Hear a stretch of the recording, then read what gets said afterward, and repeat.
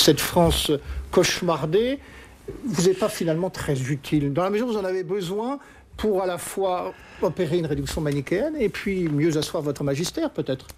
Moi, je n'aime pas qu'on parle de la France. Il y a plusieurs. Cette fameuse France moisie, ça désignait une France, et à laquelle j'en oppose une autre. Vous y mettez beaucoup de monde, quand même. J'allais dire que vous y mettiez beaucoup de choses dans cette France moisie. Oui, mais écoutez, moi j'aime bien les minorités.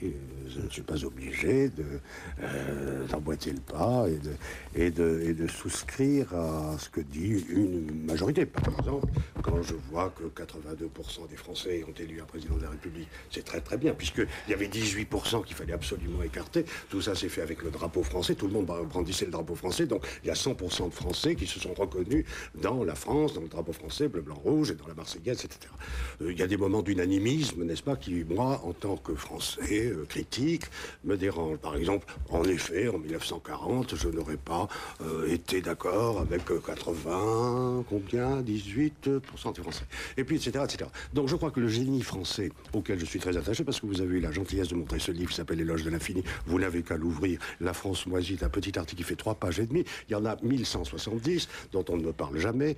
Et comme c'est curieux, alors j'aurais appuyé là sur quelque chose de très sensible, et le reste est dédié. Alors là, vous allez trouver des éloges à n'en plus finir de la culture française, des écrivains français du XVIIIe siècle, etc., etc. Donc je revendique hautement cette appartenance à cette France-là, qui n'est autre que celle des Lumières, pour l'appeler par son nom, et donc je ne vois pas le danger qu'il représente, sauf pour ceux qui ont voulu l'écraser.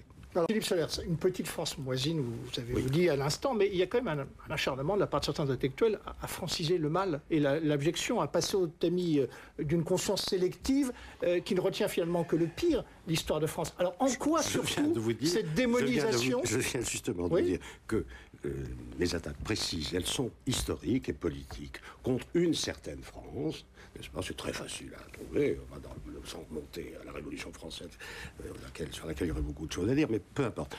1940, la guerre d'Algérie, le colonialisme... En quoi la démonisation du passé rend-elle plus lucide sur les dangers du présent? Moi, je ne procède pas à une démonisation du tout. J'essaye d'établir les choses. D'abord, elles sont biographiques, parce que j'ai vécu cela en tant qu'enfant ou jeune homme. Donc, j'ai le droit de parler de mon expérience vivante. Et d'autre part, encore une fois, vous trouvez ça vous exagérez si vous pensez qu'il y a une France. La France n'a jamais été une. D'abord, il y a eu des guerres civiles constantes, il y a eu des affrontements constants. C'est ça la grandeur de la France, de ses intellectuels. Et je trouve qu'il faut faire très attention. Vous ne pouvez pas faire quand même comme s'il n'y avait pas eu ce vote extraordinaire du 21 avril en France, où on avait dit que le Front National était une chose dépassée, qu'il allait s'écrouler toute seule, que Jospin serait au second tour sûrement, au point que certains gens sont partis dans la nature sur d'autres candidats ou se sont abstenus. Et vous avez vu arriver un 18% massif. C'est pas on qui a inventé Le Pen, c'est le peuple français lui-même, auquel il faut faire attention, sans le démoniser, mais qui a eu envie, pour des tas de motifs, d'être comme ça. Et après, dans la réconciliation nationale. Donc il y a quand même des moments où il faut être un peu sérieux.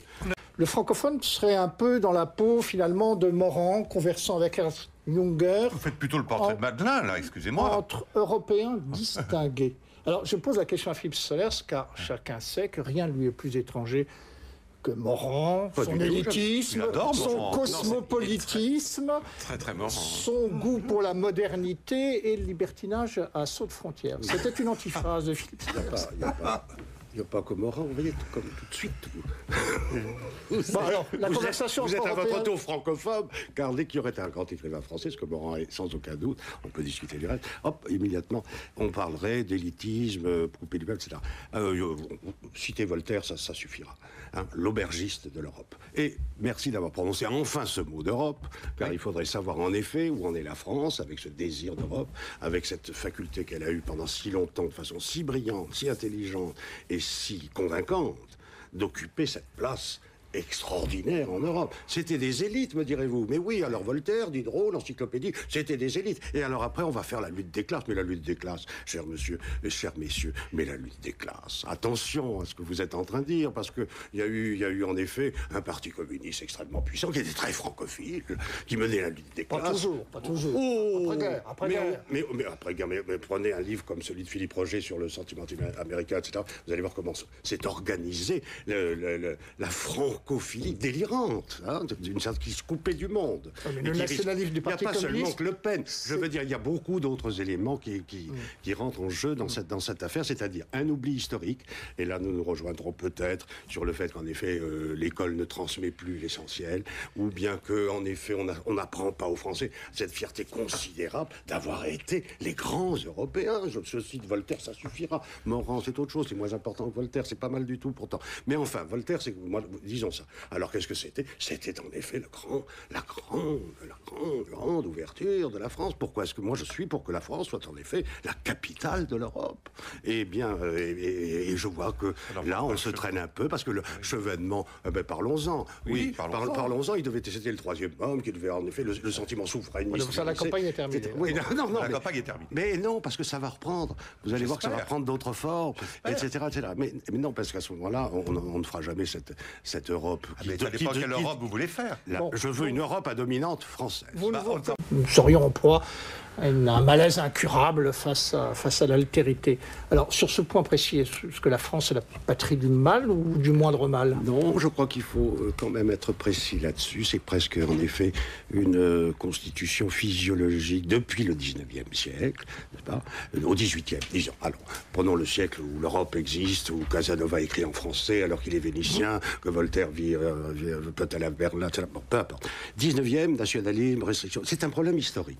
C'est vrai que si vous allez à New York par exemple, ou ailleurs, vous voyez que le français a une sorte... Il y en a bien sûr, il y a des tas de Français qui sont très à l'aise à l'étranger, mais il y a quelque chose qui coince. Alors quelque chose qui coince, en effet, dans le problème familial, religieux, républicain lui-même, parce que au fond le problème est le suivant: est-ce que la République française est encore quelque chose qui est ancré sur une réalité profonde, ou bien au contraire, est-ce qu'il est en crise, ce modèle républicain? C'est de ça que nous aurions dû parler. Alors à ce moment-là, il faudrait se demander s'il ne faut pas changer d'hymne national, s'il ne faut pas changer de drapeau, comme d'autres pays le font. Est-ce que le drapeau... Non, mais il va dire non. Mais enfin, la question mérite peut-être d'être posée, parce qu'il y a des cycles historiques, et après tout, on n'est pas obligé d'être comme ça, français, pour encore 10 siècles. Voilà, c'est un problème. Sur le point de la xénophobie, Philippe Saint-Pain, je vais vous poser une question. Est-ce que la relation de certains...